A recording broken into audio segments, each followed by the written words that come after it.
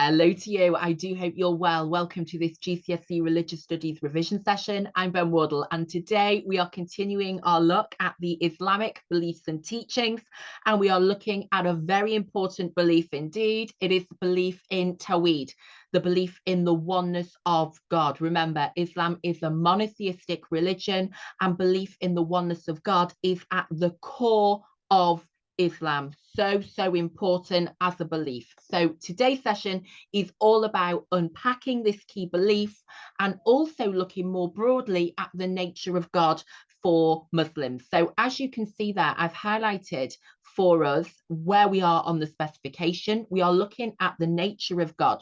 So we'll be talking about Tawhid as this key core belief for Muslims, and we'll be looking at its foundation in Surah 112. We'll also be looking at some of the other Islamic beliefs about the nature of God. So God's omnipotence, his beneficence, his mercy, his fairness, and the fact that he is just. All of these key beliefs we'll be talking about today. We'll also be looking at different ideas about God's relationship with the world. We'll be looking at God as immanent and God as transcendent. So lots to talk about today. Let's get started, shall we?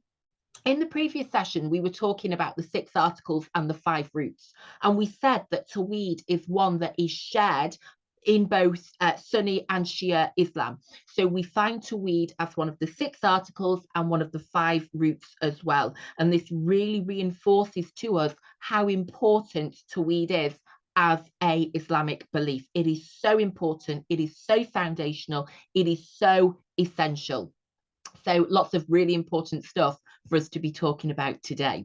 I want to start then by talking about the key terms, or a couple of the key terms that we need to know for the nature of God in our study of Islam. So Tawhid, the oneness of God, as we've said, it's one of both the 6 articles and the 5 roots, and it means the oneness and unity of God.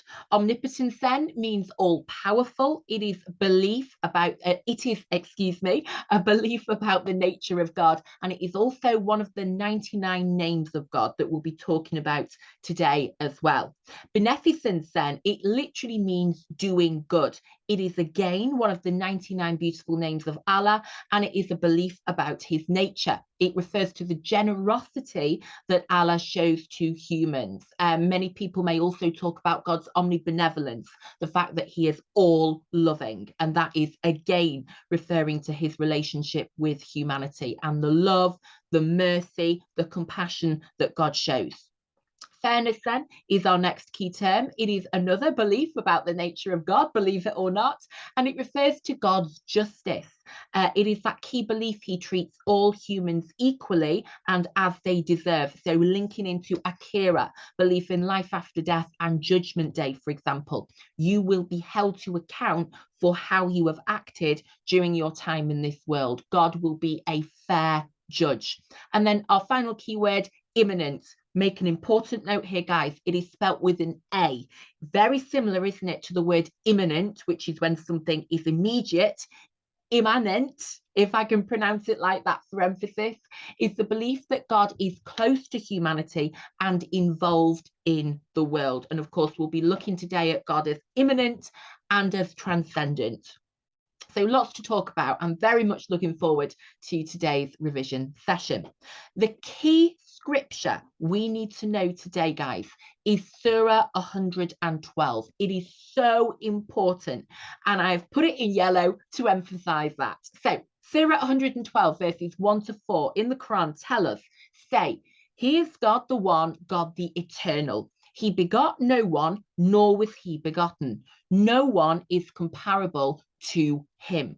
So as you can see here, this is the foundation. It is the scriptural foundation for Tawhid. Remember, our key beliefs in Islam are derived from our scripture. The Quran is the infallible word of God. And so what we read here is, for Muslims, the absolute truth. And I really do like that final line there, no one is comparable to him. Remember that key sin in Islam of shirk.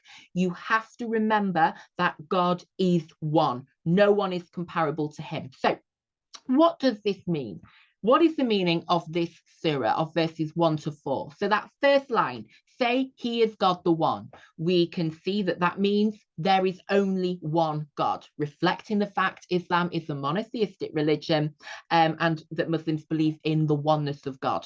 God the Eternal, and that of course means God has no start or end. Being eternal, God has always existed and always will existed, in contrast of course to everything within creation. He begot no one, nor was he begotten. And what that means is God was not born, and neither is anyone born from him. So God is one. All about emphasizing that key point that God is one.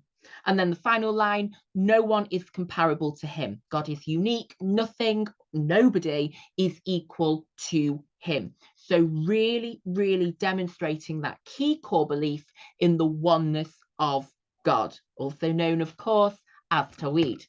Another really important quote from the Quran that I would like to share with you is this. It is from Surah 2, verse 107, which says, do you not know that control of the heavens and the earth belong to him?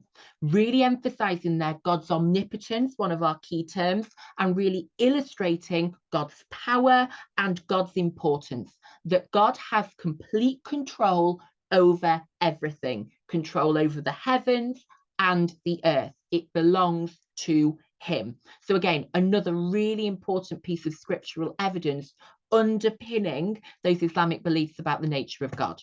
So let me tell you a bit more about Tawhid. Tawhid is the Islamic word to describe the idea Muslims believe in one God. As we know, monotheism. Islam is one of our monotheistic religions, the same as Christianity is, the same as Judaism is, and they are together our Abrahamic faiths. This is the most fundamental belief of Islam, and all other principles relate to it, really emphasizing the importance of this belief. It is part of the 6 articles of faith and the 5 roots as well. So it is central to the beliefs of both Sunni and Shia Muslims. And it is also the central belief contained in the Shahada, the first of the 5 pillars. So the Shahada is the declaration of faith that is recited daily, that there is no God but God. So as you can see here, it is so important. It is the most fundamental belief, and it, as it says here, means that all the other principles relate to it. Now, belief in any other form of divinity is described as ineffective by the Quran. In Surah 13, we read this. So belief in any other kind of God is ineffective, and it is a sin. And the word for that is shirk. So it is the greatest sin in Islam. You should only worship the one God. God is one, and only God should be worshipped. This is why Prophet Muhammad preached that people should worship one God only. And this was quite a revolutionary message at the time. In pre-Islamic Arabia, polytheism, the worship of many gods and idols, was common. And so this is very significant for our understanding of the religion's history, that, you know, it is very clear, it is very firmly monotheistic. And so shirk is the greatest sin in Islam. You must remember God is one, and you must only worship God.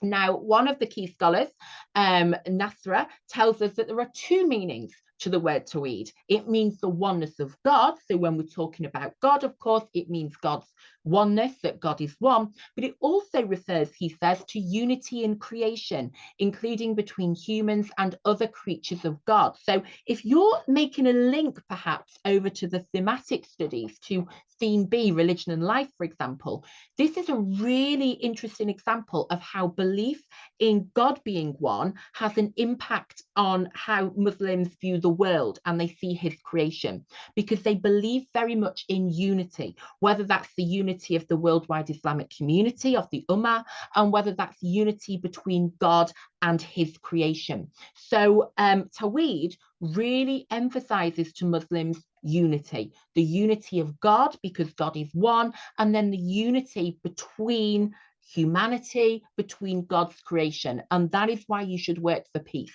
That is why you should care for the world. That is why you should do what you can to help those in need, for example, by giving zakat, through almsgiving, because of this belief in unity, this belief in oneness, a really powerful teaching. So important we know as well that there is one God, in case I've not said that enough times in this revision session, but that one God has 99 names. And I've put a selection of examples on the screen for you now. So Muslims believe there is one God who has 99 names. And of course, we can ask, well, you know, how can God be one? How can you believe in monotheism? And yet God also has 99 different names. And, you know, this is a reflection of the fact that there is one God, but there are 99 names attributed to him, such as the pardoner, the everlasting, the creator of death, the beneficent, the king, almighty, the merciful, the forgiver, the all-encompassing, the sustainer, the watchful, the giver of life, the impartial judge. So reflecting there, for example, that key belief that God is just. So one God with 99 names, and those names really give us an insight into God's nature, don't they? They tell us that he is merciful, for example. They tell us that he is omniscient. He is all-knowing because he is the watchful. They tell us about his omnipotence. They tell us about predestination through the fact he is the creator of death. So a real insight is gained into God's nature from understanding more about his 99 names. We're left with the question then, what is God like? And that is all we're going to talk about now. We're talking about the nature of God and this key question of what is God like? So the first key belief, of course, is Tawhid, the belief in the oneness of God. So important, so essential that we remember this. The key belief about the nature of God is that God is one. Another key belief is God's omnipotence, that God is more powerful than anything in existence. He created the world and is in control of everything. We also have the key belief that God is fair. So God's nature is to be fair. He is fair and he treats all humans equally, linking into the idea of him as a fair judge. God is merciful. God forgives people and is known as most merciful. I believe that phrase is used 114 times in the Quran. Please do correct me if I'm mistaken there. So really emphasizing to us his compassion, his mercy, his love for humanity. Which is further illustrated through the belief that God's nature is to be beneficent, also known as omnibenevolence. God is caring and loves his creation. Make sure you check the spelling of that key term as well if you are going to use it in your exam answers. Let's make sure we get those spelling, punctuation and grammar marks. And then, of course, in Shia Islam, we have the belief that God is just and a fair judge after death, and that is known as one of the 5 roots. It is known as Adalat. So in terms of the nature of God, you can talk about the oneness of God, his omnipotence, his omnibenevolence, the fact he is merciful, the fact he is fair, belief that God is just. They all tell us, don't they, what Muslims believe God is like. Now, we need to know about these 2 key concepts, immanent and transcendent. So Muslims believe that God is immanent and transcendent. So God is both near and far. Muslims can observe and experience some parts of God's creation, but much of it is beyond human understanding. So that contrast between God as eternal, omnipotent, omniscient, and then human beings who are finite, who are limited, who are, you know, really tiny in comparison, aren't they? And that obviously goes without saying. So our first key term is that God is immanent, and this means he is involved in and close with the world. So this is where we see that mercy, that engagement, the fact you can have a relationship with God. And the key quote here, a very well-known key quote, is from Surah 50. It is that we are closer to him than his jugular vein. That is how close God is. That is the closeness that there is between God and humanity. We then have the belief that God is transcendent, and this is the belief that God is outside and beyond the world. So he is outside and beyond. Our key quote here, Surah 6, no vision can take him in, but he takes in all vision. He is the all-aware. So again, this idea, God is outside and beyond the universe he has created. Now, Muslims believe that by knowing what God is like, they can understand him better, they can follow the way he wants them to live their lives, they can strengthen their relationships with him, and they can even encourage others in their faith as well. So that tells you why it is so important to know what God is like, to understand his nature, to know those 99 names, to know about the fact that he is both immanent, involved, and transcendent, outside. Really, really important. And I want us to just focus now on 3 characteristics and do a bit of a deep dive into their importance and impact for Muslims today. So we're going to look at Tawhid, which has been our key focus. We're also going to look at the belief God is merciful and the belief that God is just. And we're going to think, why is this important? Why is this belief important? And what is the impact? What is the influence for Muslims today, using the language of those exam questions? So, what do you think? First of all, Tawhid, it teaches Muslims that God is one, which is important because that underpins all the other beliefs in Islam.